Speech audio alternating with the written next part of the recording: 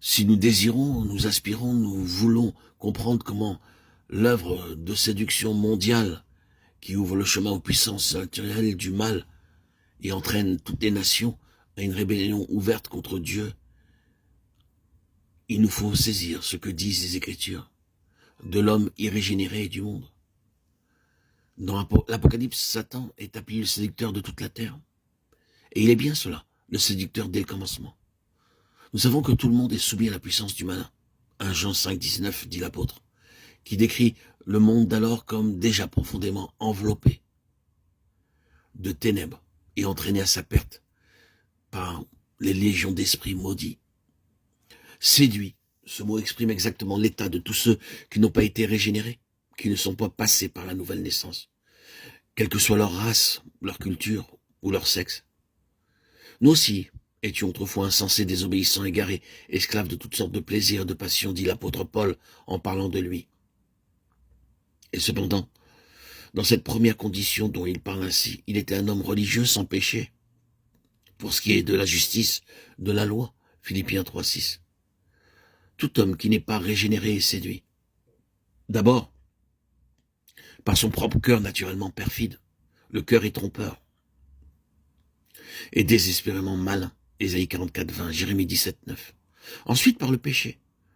Qu'aucun de vous ne se laisse séduire et endurcir par le péché. Hébreux 3, 13.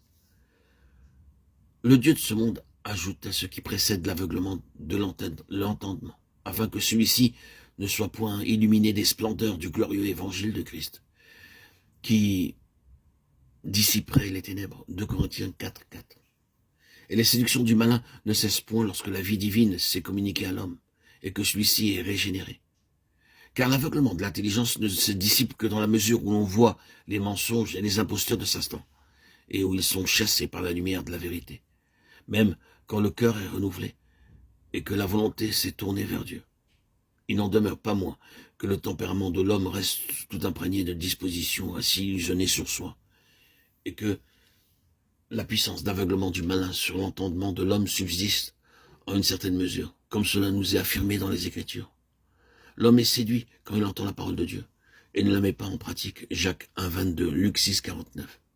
Il est séduit s'il dit qu'il est sans péché. 1 Jean 8. Il est séduit s'il pense qu'il est quelque chose quand il n'est rien. Galates 6, 3. Il est séduit lorsqu'il se croit sage parce qu'il possède la sagesse du monde. 1 Corinthiens 3, 18.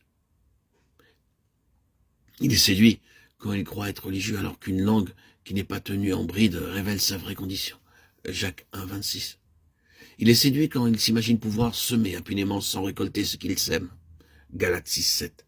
Il est séduit quand il se persuade que les injustes pourront hériter le royaume de Dieu. 1 Corinthiens 6, 9. Il est séduit quand il s'imagine n'avoir rien à redouter du contact des pécheurs. 1 Corinthiens 15, 33.